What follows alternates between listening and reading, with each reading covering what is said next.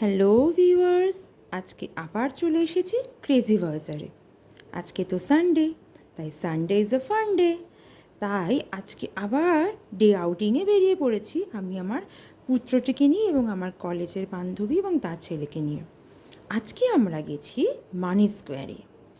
মানি square মলটা এত কিছু আছে যে বাচ্চাদের নিয়ে বারে বারে গেলে বাচ্চারা প্রতিবার এনজয় করে এবং নতুন করে যেন সব কিছু এক্সপ্লোর করতে শুরু করে।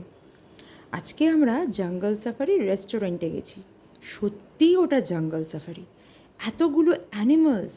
আর ওখানে একটা দারুণ এলিফ্যান্ট আছে, যেই এলিফ্যান্টটা মানে সেন্সার আছে, বাচ্চারা কাছে গেলেই বেশ জোরে আওয়াজ করছে, কান নাড়াচ্ছে। লায়নের একটা ডেন আছে, উডেন একটা স্টেয়ার্স আছে যেখানে উপরে পান্ডা, চিম্পাঞ্জি আছে, অ্যাকোরিয়াম আছে, সব কিছু মিলে পুরোপুরি সত্যিই জঙ্গল সাফারি।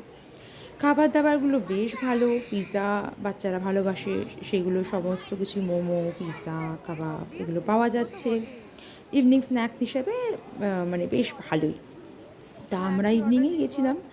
আজকে মেন আমাদের একটা প্ল্যান ছিল মুভি দেখার। পিভিআরে আমরা মুভি দেখছিলাম, তার সঙ্গেই এই স্ন্যাক্স, একটু কফি, আড্ডা, কলেজের বান্ধবীর সঙ্গে বাচ্চাদের হই হুল্লোড়, সব কিছু মিলিয়ে একদম জমজমাটি সানডে। তো মোটামুটি আমরা 3:45 শোতে গেলাম। মুভিটা হচ্ছে একটা অ্যানিমেটেড মুভি, মাহাবতার নরসিমহা। বেশ পপুলার মুভিটা হয়েছে এখন, বেশ মুভিটার ট্রেলার ভাইরাল হয়েছে, প্রচুর লোক দেখতে যাচ্ছে। তা আমিও ভাবলাম, বন্ধুদের সঙ্গে প্ল্যান করলাম যে যাই একটু দেখি কেমন অ্যানিমেটেড মুভি হয়েছে। মুভিটা দুর্দান্ত লাগলো। মানে ইন্ডিয়ান মুভি হিসাবে যা গ্রাফিক্সের কাজ হয়েছে, 3D বলতে বিশাল কিছু এক্সট্রিম 3D লেভেল ছিল না, বাট ইটস অসাম। মানে আমি বলবো মাস্ট ওয়াচ। এই মুভিটা দেখাটা সত্যিই উচিত, কারণ কি প্রতিটা জিনিসকে এত মাইনিউটলি খেয়াল রাখা হয়েছে, এত কশাসলি প্রতিটা জিনিস এডিট করা হয়েছে। মিউজিক, গান, আর অ্যানিমেটেড ক্যারেক্টার্সগুলোর এত সুন্দর এক্সপ্রেশন, দুর্দান্ত প্রতিটা জিনিস। এটা লিভিং জিনিস দেখানোর চেষ্টা করা হোক বা নন লিভিং, প্রতিটা জিনিসের ক্ষেত্রে সাউন্ড এফেক্টস সত্যি অসাম। মানে মাস্ট ওয়াচ মুভি। বাচ্চারা প্রচণ্ড এনজয় করেছে, তার সঙ্গে হলে চারিদিক থেকে, পেছন থেকে প্রতিটা ক্ষেত্রে মানুষ ভাবাবেগে আপ্লুত হয়ে, ভক্তিরসে আপ্লুত হয়ে মানে বিষ্ণুর ভজন করতে শুরু করছে, মাঝে মাঝে নাম সংকীর্তন শুরু করছে। এবং মুভির শেষে তো মানে আপনারা দেখতেই পাবেন যে মোটামুটি সবাই সংকীর্তন, মানে ওখানে রীতিমতো খরতালি সব জিনিসপত্র নিয়ে গিয়ে ওখানে কিছু তিলক কাটা বৈষ্ণবরা সত্যি সত্যিই কীর্তন শুরু করেছে। এবং বাচ্চারাও বেশ গানের সঙ্গে ভজনের সঙ্গে হাত তুলে নাচছে, কীর্তন করছে। সত্যি এটা তো আমাদের ট্র্যাডিশন, এটা আমাদের কালচার, একটু নিজস্ব মাইথোলজি জানাটা উচিত। আজকালকার ম্যাক্সিমাম বাচ্চারাই একটু মানে স্কুলগুলোর জন্য একটু ওয়েস্টার্ন কালচারে অ্যাডপ্টেড হচ্ছে, মোবাইলে রিলসেও দেখে বা টিভিতে যে কার্টুনসগুলো বেসিক্যালি হয় সেগুলো একটু ওয়েস্টার্ন টাচ আছে। সেই জায়গায় দাঁড়িয়ে এইরকম একটা movie, it's really good information. ভীষণ ভালো একটা মুভি।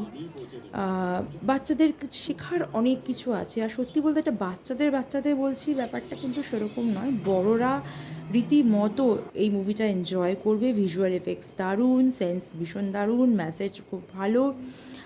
মাইথোলজিতে খুব একটা এরার দেখলাম না, মোটামুটি ঠিকঠাক মাইথোলজি মানে স্ট্রিমটা ধরে রেখেছে, কোনো এক্সট্রা গ্যারেটেড করা হয়নি। মোটামুটি যে মাইথোলজিটা, যেভাবে স্টোরিটা টেলিং করা আমাদের পুরাণে, বিষ্ণু পুরাণে, মোটামুটি সেটাকে পারফেক্টলি করার চেষ্টা করেছে। It's near about almost perfect.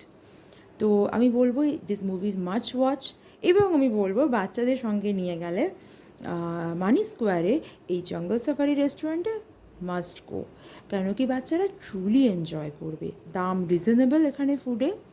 So আজকের ইভিনিংটা দারুণ কেটেছে। বান্ধবীদের তো সেই নস্টালজিয়া কলেজ লাইফের গল্প আড্ডা, আর বাচ্চাদের তো প্রচণ্ড আনন্দ।